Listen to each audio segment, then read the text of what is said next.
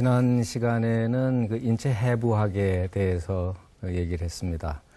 오늘은 주로 생리학에 대해서 얘기를 할까 합니다. 여러분들 다 잘 아시다시피 해부학이라 그러면은 우리 몸, 인체의 형태 또는 구조에 대한 그런 학문이죠.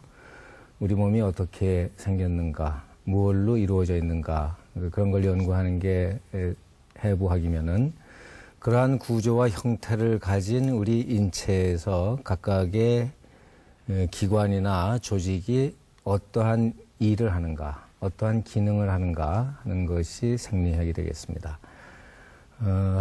16세기경, 그러니까 르네상스 후기에 인체 구조에 대해서 알게 됨으로써 아마 자연스레 그런 구조가 어떠한 일을 하는가 하는 데 대한 궁금증을 가지게 됐다고 생각을 하겠습니다. 그래서 그 해부학을 바탕으로 해서 생리학이, 근대적인 의미의 생리학이 발전하게 됩니다. 그런 일이 대체로 17세기, 지금 서양 얘기이죠. 서양의 17세기에 일어나게 되는데, 우리 역사에서 서양의 17세기를 여러 가지로 표현합니다마는 그 중에 과학혁명의 시대라고도 이렇게 얘기하죠. 어떤 시대든 간에 인간의 삶에서 과학과 기술이 중요한 그런 비중을 차지하는데 특히 근대 사회에 들어서 과학과 기술의 역할이 점점 더 커졌다고들 얘기하죠. 그런 변화가 생긴 것이 17세기부터이고 지금 우리가 알고 있는 물리학이나 화학이나 생물학이 그때부터, 그러니까 근대적인 의미의 과학이 그때부터 탄생을 했고 의학도 역시 그러한 근대 과학의 영향을 받으면서 빠른 속도로 발전했다. 그 가운데서도 17세기에서는 생리학의 발전을 특별히 중요한 것으로 생각할 수 있다 하는 얘기입니다. 지금 화면에 나와 있는 그 그림을 보면은 우선 데카르트, 왼쪽에 있는 그 초상화의 주인공이 데카르트죠.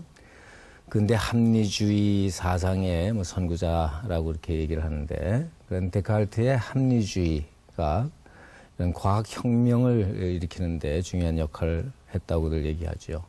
또 한편으로는 영국을 중심으로 해서 발달한 경험주의 철학, 경험 없는 사상도 과학을 발전시키는데 중요한 역할을 했다.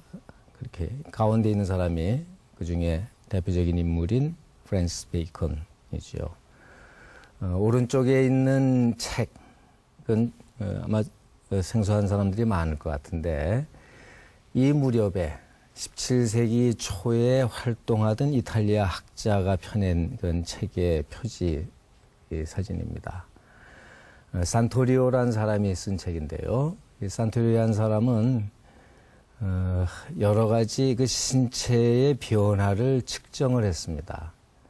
그전에도 물론 그 신체의 여러 가지 기능에 대해서 측정하는 일이 전혀 없진 않았지만은 근대 과학의 그 발전에 발맞추어서 이제 여러 가지를 측정하는, 무게도 달아보고 길이를 재고 하는, 지금 우리 중고등학교 또는 대학에서 과학 실험 또는 실습 시간에 많이 하는 게 측정이죠. 그런 측정을 본격적으로 시작한 것도 17세기입니다. 이 산토리오라는 사람은 그 중에서도 특히 대사와 관계되는데 그런 그 분야에 관심이 많았습니다. 그래서 어떤 경우에 체중이 어떻게 변화하는지, 우리 뭐 상식적이지만은 음식물을 먹으면은 체중이 늘어날까요? 줄어들까요? 뭐 새삼스레 질문할 것도 없지요. 당연히 체중이 늘어나겠죠. 음식물을 섭취하면은 동화작용에 의해서 우리 몸이 이제 크기도 커지고 체중이 늘어날 겁니다.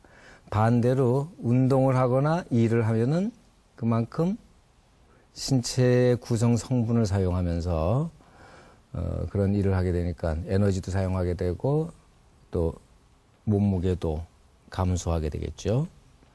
동화작용에 대해서 이화작용이라고 그러죠. 뭐 이런 얘기는 새삼스레 할 필요도 없이 우리가 다 아는 얘기지만은 그거를 과학적으로 입증하는 것은 대체로 지금 얘기한 이 무렵 17세기경부터 그런 걸 측정을 하고 입증하는 그러한 모습이 나타났는데 그 당시 대표적인 인물이 산토리오라는 그런 사람입니다.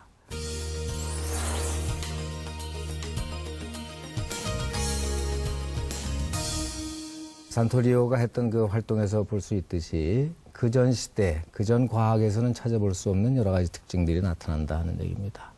아까도 얘기했지만은 그런 과학혁명기에 과학의 발전에 힘입어서 의학도 발전하는, 특히 생리학이 그 이전 시대와 다른 모습으로 새롭게 탄생하게 되고 또 빠른 속도로 발전하게 됩니다.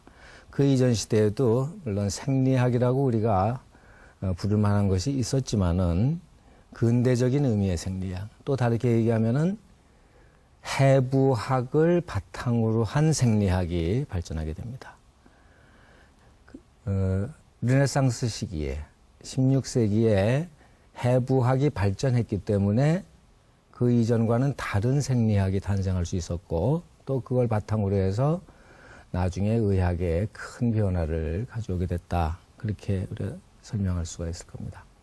요컨대 점차적으로 의학이 그 이전 시대, 지난번에 얘기했던 히포크라테스 시대, 또 중세 시대의 의학과 달리 우리가 흔히 과학적 의학이라고 부르는 그러한 새로운 모습으로 등장하게 됩니다. 그 내용은 과학적